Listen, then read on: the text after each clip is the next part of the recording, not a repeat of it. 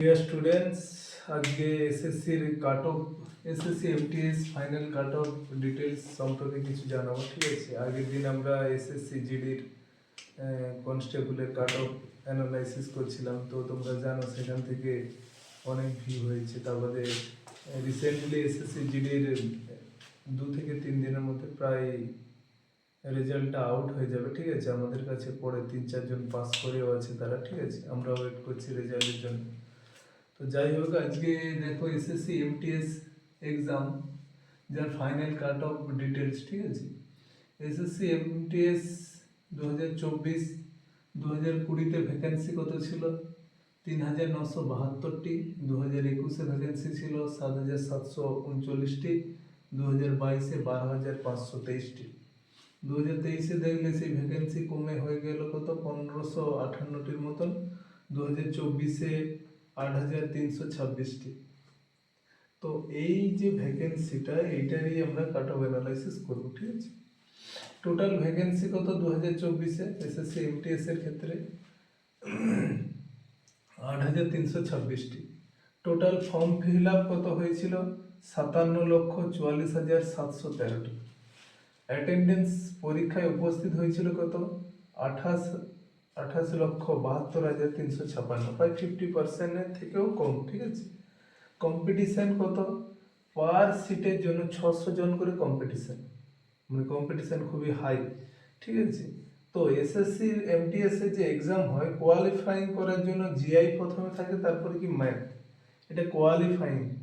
আর scoring করতে হয় কোথায়? ইংলিশ আর জিকের ক্ষেত্রে তোমাকে স্কোরিং করতে হয়। ঠিক আছে, যারা এসএসসি এক্সাম দেও তারা অবশ্যই জানো যে যে এই দুটো কি জিআই আর ম্যাথে প্রথম পাস করতে হয়, তবেই আমার সিবিটি 1 আর 2 দুটো ফেজে পরীক্ষা হয়।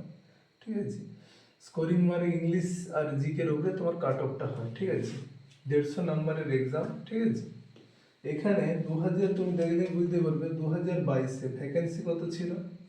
12,523টি। যাতে ইউআর এর ক্ষেত্রে কাট অফ হয়েছে কত? 125.6। ইডাব্লিউএস এর কাট অফ হয়েছে কত? 122.55 সামথিং কিছু একটা। ওবিসির কাট অফ হয়েছে কত? 124.82 সামথিং। এসসির কাট অফ কত? 120.06।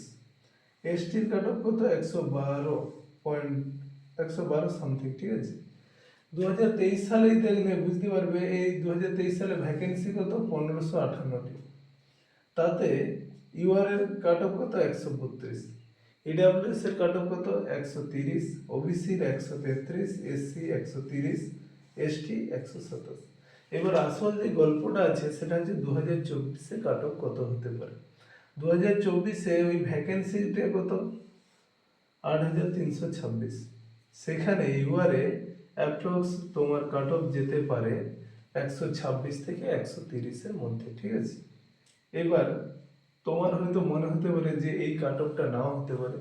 দেখো, এটা আমাদের অ্যাজ এ অ্যাজাম্পশন হিসেবে আমরা কাট অফ অ্যানালাইসিস করে, আমরা আমাদের টিম অ্যানালাইসিস করে তার ভিত্তিতে একটা অনুমান করে বলছি যে এই কাট অফটা হতে পারে, নাও হতে পারে। কাট অফটা এটা হতেও পারে। ঠিক আছে, যদি না হয় ঠিক আছে, আরও ঠিকঠাক করে পড়াশোনা করতে হবে। আর যদি কারোর এটা আছে, সেও স্বস্তির একটা নিঃশ্বাস দিতে পারে যে এবারের কাজ হয়ে যেতে পারে। যদি না হয় তোমাকে পরের বারে ভালো করে আরো পড়াশোনা করতে হবে। এমটিএস কিন্তু হার সালে ভ্যাকেন্সি, তাদের ভ্যাকেন্সি রিলিজ করে। ঠিক আছে, এইটা কেউ কারো যদি এই নাম্বারটা থাকে, সেও যেমন চুপচাপ ঘরে বসে থাকাটা উচিত নয়, কিংবা যার নাম্বার নেই তাকে তো অবশ্যই পড়তে হবে। যার নাম্বার আছে সেও চুপচাপ বসে থেকে লাভ নেই, পড়াশোনা করতে হবে।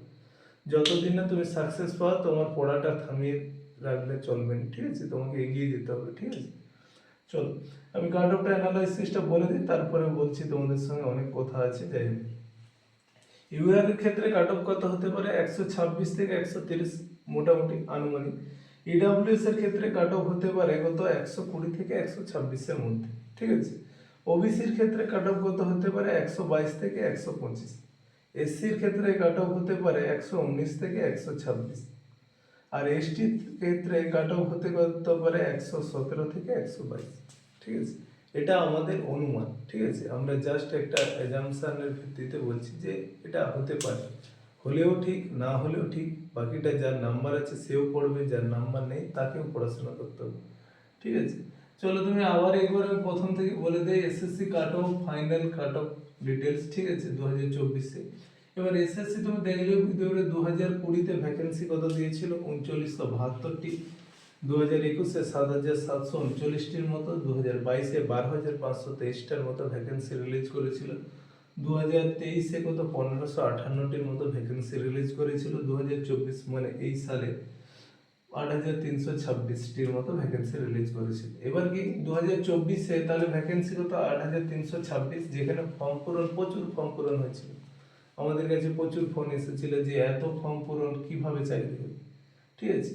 আলটিমেটলি ফর্ম পূরণ অনেকই হয়, কিন্তু তোমাকে দেখতে হবে কতজন পরীক্ষায় বসেছে, অ্যাটেন্ডেন্সটা, ঠিক আছে। ফর্ম ফিল আপ কত 57,44,713 মতো, অ্যাটেন্ডেন্স কতজন পরীক্ষায় বসেছিল, প্রায় কত 28,72,356 জনের মতো। কম্পিটিশন কি পার সিটের, একটা সিটের জন্য 600 জন কম্পিটিশন করছে, ঠিক আছে।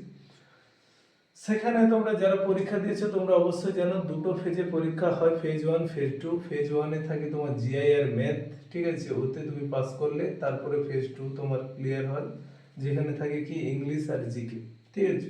এবার আমরা এই তিনটি সালের উপর ভিত্তি করে কাট অফ অ্যানালাইসিস করব, কারণ 2020 2021-এ জাস্ট সিলেবাসটা জাস্ট অন্যরকম ছিল, তো সেটা ভেবে লাভ নেই, তাই 2020 2022 23 আর 24-এর উপরে অ্যানালাইজ হবে। 2022 সালে আমরা দেখেছি কত ভ্যাকেন্সি কত 12,523, যেখানে ইউআর এর কাট অফ কত 125 পয়েন্ট সামথিং ছিল, EWS 122 point something, OBC 124 point something, SC 120 point something, ST 112 point something. এবার 2023-এ ভ্যাকেন্সি কত 1558, যার মধ্যে কি ইউআর কত 132, EWS 130, OBC 133, SC 140, ST 120।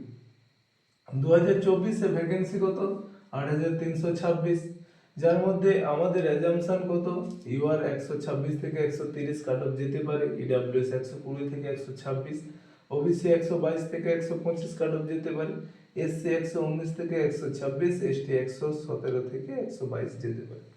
Thank you for watching my YouTube channel. Okay.